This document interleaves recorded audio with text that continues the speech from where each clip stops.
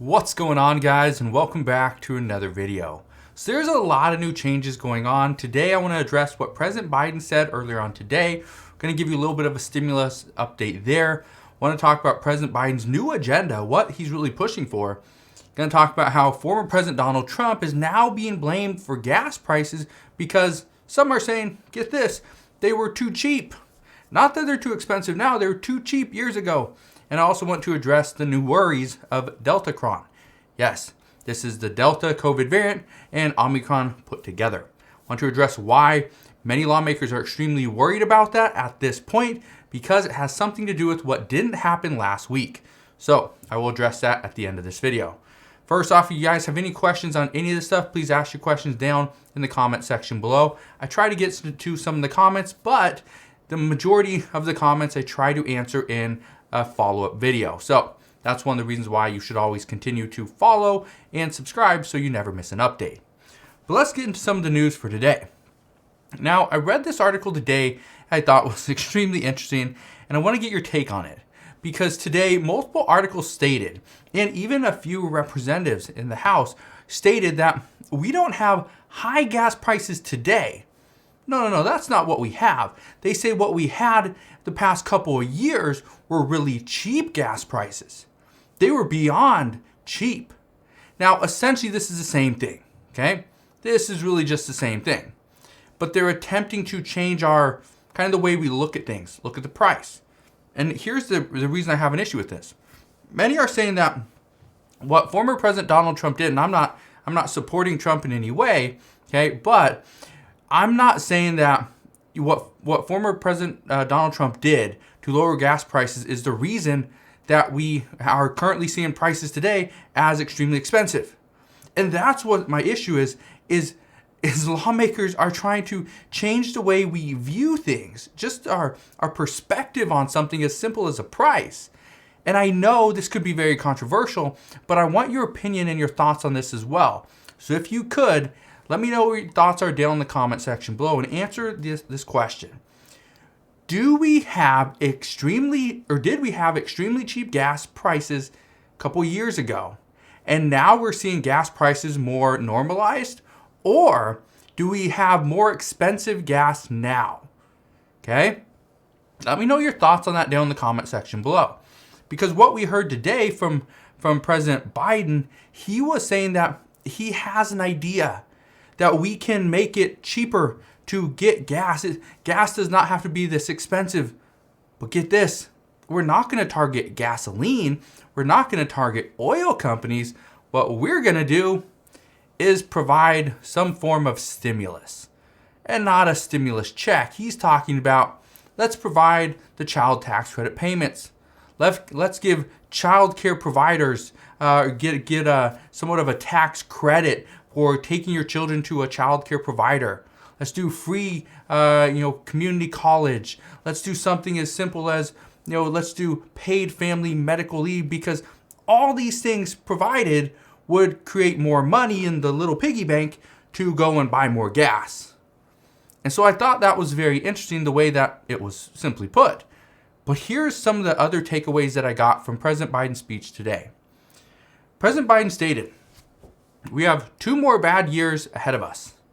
But he also pointed to the fact that the reason we would have 2 more bad years ahead of us is if Republicans gain control over the House and the Senate.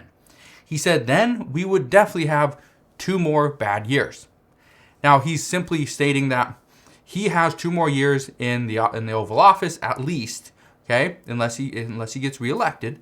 But he stated the 2 more bad years would be if we have a Republican House and Senate, okay, Republican Congress, and a Democratic president. Because what he would have to do is he would have to pretty much have his veto pen ready, and he would veto every bill that the Republican House and Senate were to send to his desk. And that would be a tough 2 years. President Biden also addressed his Build Back Better Act. You may remember this because this is the thing we've been talking about probably for the past 7 months. And he essentially dropped this from his agenda. But get this, that doesn't mean we're done pushing for the provisions that were in the bill, because he wants to push forward with the new plan. He also addressed how Democrats new goal is to pass something called the Build a Better America plan. Yes, it's the exact same thing. It's going to have the exact same provisions in it, maybe a little bit less, but he was saying that this is something that we need to pass. And something else that I thought was very interesting from today. President Biden is essentially putting all the blame for the gas hikes on Russian President Vladimir Putin. And I want to come out and back President Biden a little bit here, but also want to bash what he's saying. If you look at the graphs, look at the past year of gas prices, Vladimir Putin didn't invade Ukraine until just 3 weeks ago. But we have rising gas prices over the past year.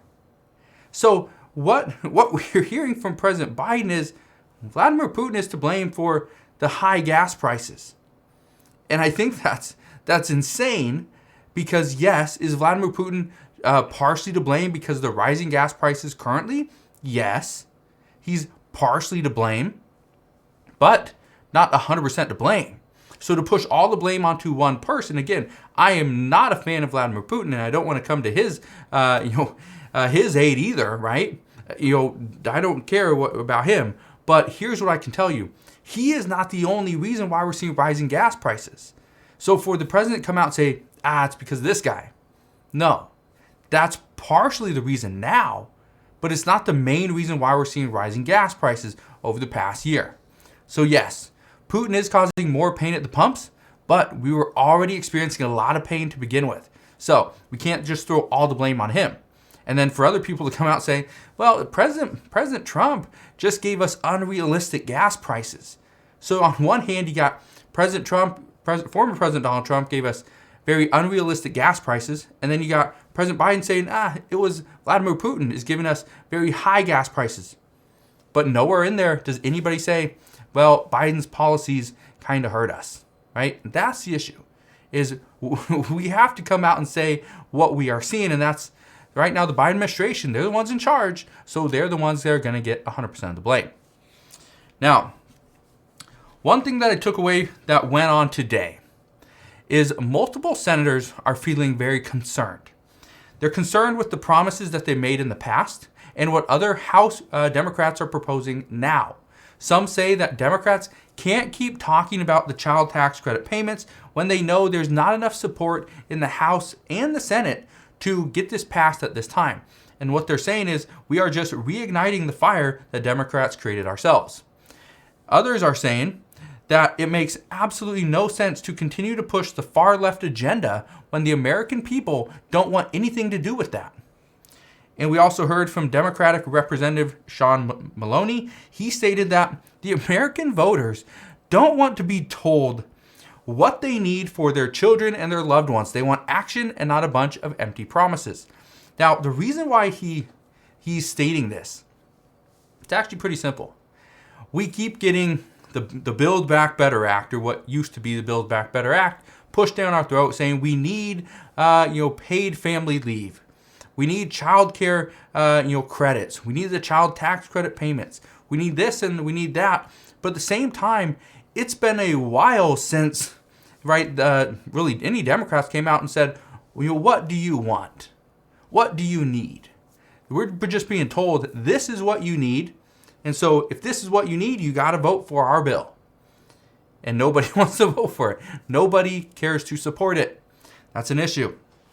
And it's because of all this that I keep on telling you guys that if we see additional relief, it's likely to come from the states themselves, not from the federal government. But also keep in mind that Democrats are going to do all that they can to try to hold on to the House and the Senate this upcoming midterm election. So they will have a lot come out. My guess is over the next couple of months. They'll try to provide a major bill that will get more American voters back on their side.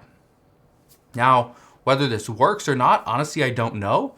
But my guess is the proposal that they push out to the American people is not going to get the backing of Senate Democrats. And again, that's going to be a real concern on their part.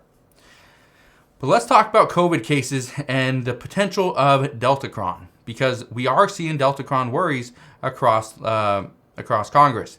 But here's what I can tell you. Right now, due to the rise in COVID cases, really in Europe and China, multiple health experts are worried that we could have another surge in COVID cases later on in this spring. Right now, the big worry is that we have a new mix of variants. We got Delta and Omicron. Okay, we got Deltacron. Now, here's the issue with this. Deltacron has actually been identified in France, Denmark, and in the Netherlands.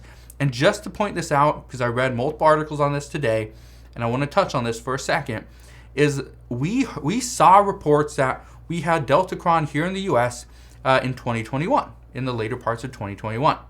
Now, what experts said is that no, this was a contaminated study, and so this didn't actually count.